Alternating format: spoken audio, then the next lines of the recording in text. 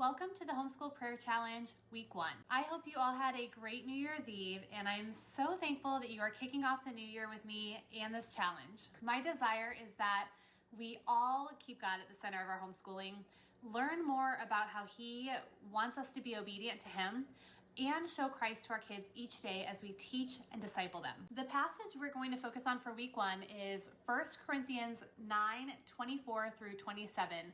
And the theme for this week is intentional Bible study with our children. I decided to begin with this theme because at the time that I wrote this a couple of years ago, I was really reflecting on how we were spending our time in our homeschool and what I was portraying as most important to my kids. Is how we're spending our time reflective of my top values, goals, and purpose for homeschooling. I realized that I had not been doing this, or rather that my priorities had been in the wrong place. If you had asked me what mattered most to me about homeschooling, I could certainly share that I wanted my kids to know God and make Him known and glorify Him in all we do, but guess what got pushed to the back burner when we had a lot of math or history to do, or we just wanted to be done for the day? Unfortunately, I realized that I would often make certain to get through all of our core subjects like math, history, and reading, only to neglect or not make time at all for Bible study. I was putting intentional time into other areas of my own life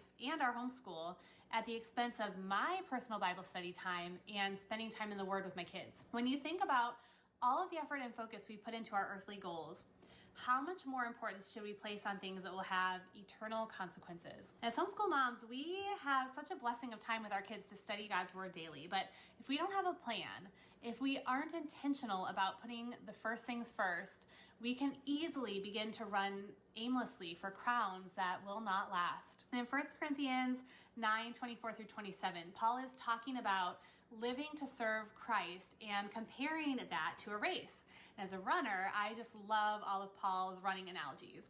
He notes how athletes in training give everything they have to win.